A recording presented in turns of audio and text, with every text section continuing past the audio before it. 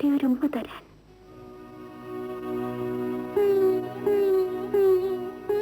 ഒരു ഗുൾബോൾ. ഗുൾബോൾ അല്ല മോനെ, ഫുട്ബോൾ. അത് മോൻ വലുതാകുമ്പോ വാങ്ങിത്തരാം. പോരെ? ഞാൻ പോയിട്ട് വരാം.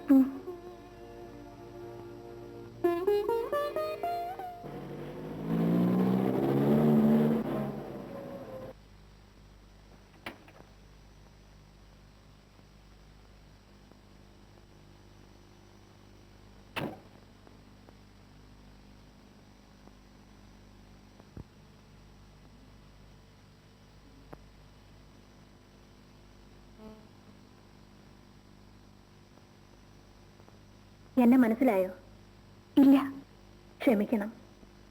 ഞാൻ മോഹന്റെ അമ്മയാണ്.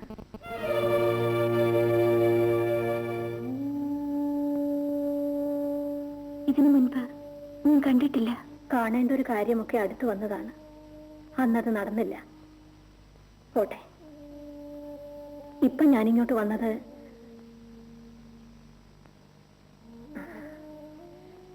മോനായിരിക്കും. അതെ. എന്താ പേര്? കണ്ണൻ. കൊള്ളാം, നല്ല പേര്. മോൻ അപ്പുറത്ത് പോയിരുന്ന് എഴുതുവോ? കണ്ണൻ മുറി പോയിരുന്ന് എഴുതിക്കൊള്ളൂ. ഇരിക്കാലോ.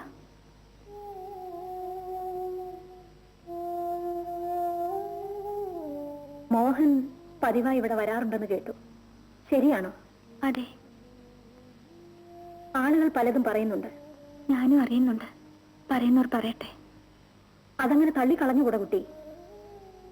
ഞാനിതൊക്കെ വിശ്വസിക്കുന്നതുകൊണ്ട് പറയുന്നതല്ല. പക്ഷേ പറയാൻ അവർക്ക് ന്യായങ്ങളുണ്ട്. ന്യായങ്ങളോ? അതെ. മോഹൻ കുട്ടിയെ വിവാഹം കഴിക്കാൻ ആഗ്രഹിച്ചിരുന്നു. കുട്ടിക്കും അതറിയാമല്ലോ. അറിയാം. എന്തുകൊണ്ടോ അത് നടന്നില്ല. ഭാഗ്യദോഷം എന്റേതായിരിക്കും. കുട്ടിയെ കണ്ടു കഴിഞ്ഞപ്പോ എനിക്ക് അങ്ങനെയാണ് തോന്നിയത്. അത് പോട്ടെ. അന്ന് കല്യാണം നടക്കാഞ്ഞതിന്റെ പേരിൽ കുട്ടിയുടെ ഭർത്താവിനെ മോഹൻ കൊന്നുവെന്നാണ് അപവാദം. ഇല്ല, അത് ഞാൻ വിശ്വസിക്കുന്നില്ല. ഞാനും വിശ്വസിക്കുന്നില്ല കുട്ടി.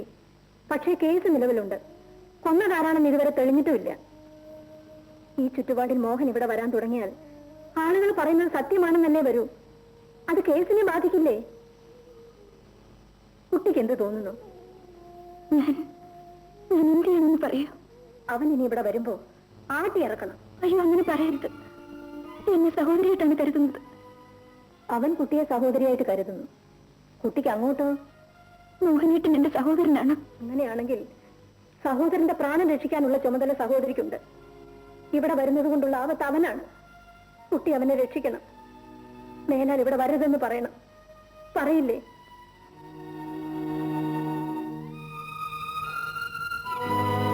പറയില്ല രാധികെ?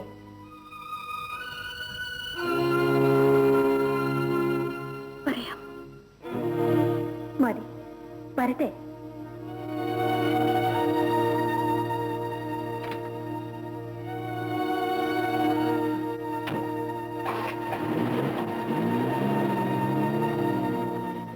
ഇപ്പൊ സംഗതി ക്ലിയറായില്ലേ? ഇല്ല. ഞാൻ ഒരുത്തിയെ ആശിച്ചു. അവളെ വേറൊരുത്തൻ കെട്ടി. അപ്പൊ ഞാൻ എന്ത് ചെയ്തു? സൗകര്യം കാത്തിരുന്ന് കെട്ടിയവനെ തട്ടി. എന്നിട്ട് എന്ത് ചെയ്തു? ആശിച്ചെടുത്ത് വീണ്ടും അടുത്തു. അവൾക്ക് എതിർപ്പില്ല. ശ്രദ്ധിക്കണം, അവളും അടുത്തു. ഇതിൽ നിന്നും എന്ത് മനസ്സിലാക്കണം? മത്തായി ജ്യേഷ്ഠന് പിടികിട്ടിയോ? ഇല്ല. തന്റെ തലയിൽ എന്ത് പാടോ? തേയിലച്ചണ്ടിയാണോ? എടോ, കെട്ടിയവനെ തട്ടിയതിൽ രാധികയ്ക്കും പങ്കുണ്ട്. ശരിയല്ലേ സഹോദര? ഇവളാള് പാഷാണമാണല്ലോ ഉത്തമ. അത് പിന്നെ പതുക്കെ പറയണം. രാധയ്ക്ക് പങ്കില്ലെങ്കിൽ സ്വന്തം ഭർത്താവിനെ കൊന്നവന്റെ നിഴൽ ആ പഠിക്ക വീഴാൻ അവള് സമ്മതിക്കുമോ? സമ്മതിക്കുമോ ചേഷ്ട? അത് നേരാ. ആ, അങ്ങനെ പറ.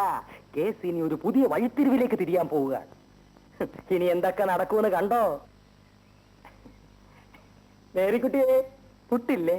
പുട്ടേ പുറത്ത് സപ്ലൈ ഇല്ല, അകത്ത് വന്നാൽ തരാം. ഞാൻ പോയി ഒരു കുറ്റി പുട്ടടിച്ചേച്ചോന്ന് ബാക്കി പറയാം. എന്റെ ഭർത്താവിനെ കൊന്ന കേസിലെ പ്രതി പതിവായിട്ട് എന്നെ കാണാൻ ഇവിടെ വന്നുകൊണ്ടിരുന്നാൽ ആളുകൾക്ക് സംശയം തോന്നില്ലേ? ആ കൊലപാതകത്തിൽ എനിക്കും പങ്കുണ്ടെന്ന് ആളുകൾ പറയില്ലേ? അതുകൊണ്ട് മേലെ താൻ ഇവിടെ വരരുത്. എന്റെ സ്ത്രീകളെ കൊന്ന പോരെ. ഇനി ഞങ്ങളെയും കൊല്ലണോ? ഇറങ്ങി പോ. നീ എന്താ പറഞ്ഞത്? ഞാനാണ് ശ്രീധരനെ കൊന്നതെന്ന് നിനക്ക് കോടതി പറയാമോ? ഒരു പ്രാവശ്യം ഒന്ന് പറഞ്ഞാൽ മതി, ഞാൻ കുറ്റം സമ്മതിക്കാം, ജയിലിൽ പോവാം, തൂക്കിലേറാം. പറയോടി. മോഹിനേട്ടാ,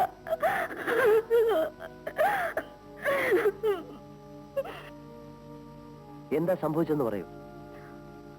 മോഹിനേട്ടന്റെ അമ്മയോട് വന്നിരുന്നു. എന്തിനു വന്നു?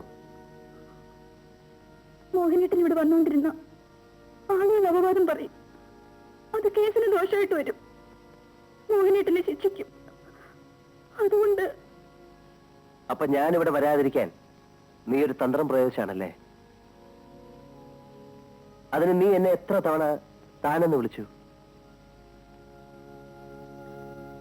രാധികേ, ഞാൻ ഇന്ന് ഈശ്വരനിൽ വിശ്വസിക്കുന്നു. തെറ്റിയാത്ത എന്നെ ശിക്ഷിക്കാനിടയില്ല. അഥവാ ശിക്ഷിക്കുന്നെങ്കിൽ ഇതിനു മുമ്പ് പലപ്പോഴായി ചെയ്തു പോയ തെറ്റുകൾക്കെല്ലാം കൂടിയുള്ള വലിയ ശിക്ഷയാണെന്ന് കരുതി ഞാൻ സമാധാനിക്കും. എന്നാലും ഞാനിവിടെ വരും. നിനക്കൊന്ന് തടയാമോ? ഈ ജീവിതത്തിൽ എനിക്കതിന് കഴിയുമെന്ന് ചേട്ടന് തോന്നുന്നുണ്ടോ? അത് മാത്രം എനിക്ക് കേട്ടാ മതി.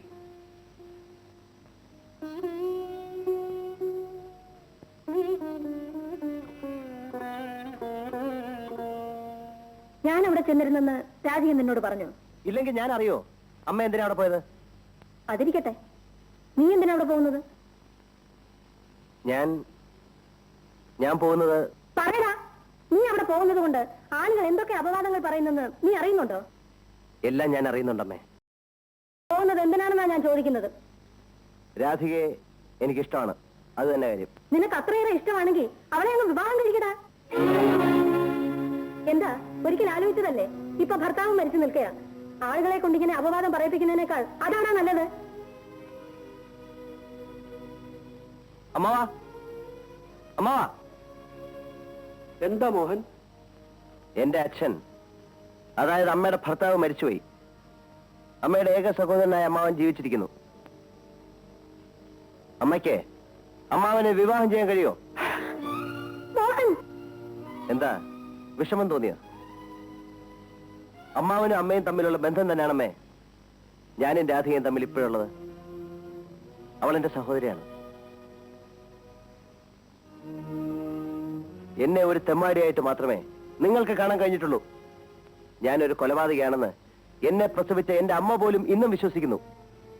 പക്ഷെ എന്നെ മനസ്സിലാക്കിയ ഒരാൾ ഈ ലോകത്തുണ്ട്. അതാണ് രാധിക.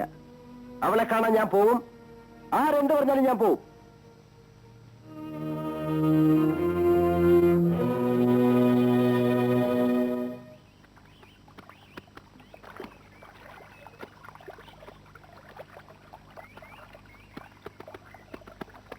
ഉത്തമ, അയ്യോ പൊന്നാശാനെ രക്ഷിക്കണം, തട്ടിക്കളയരുത്. ഇവിടെ വാ. നീ നാട്ടിൽ നിന്ന് പോയില്ലേ? അയ്യോ, ഞാൻ എങ്ങോട്ട് പോവാൻ ആശാനെ? സാറയുടെ വീട്ടിൽ ഇപ്പൊ പോകാറില്ലേ? എന്തിന്? ആശാൻ അവിടുന്ന് പോയ പുറകെ അതുങ്ങളെ പോലീസ് തൂത്തുവാരിക്കൊണ്ട് പോയില്ലേ? നീ ഇപ്പൊ എന്ത് ചെയ്യുന്നു? ജീവിക്കാൻ ഒരു വഴിയില്ല ആശാനെ. സത്യം പറഞ്ഞാ പട്ടിണിയാ. ഞാൻ നിനക്ക് കുറച്ച് പണം തരാം. എവിടെയെങ്കിലും പോയി എന്തെങ്കിലും ജോലി ചെയ്ത് ജീവിക്കാമോ? ശരി ആശാനെ.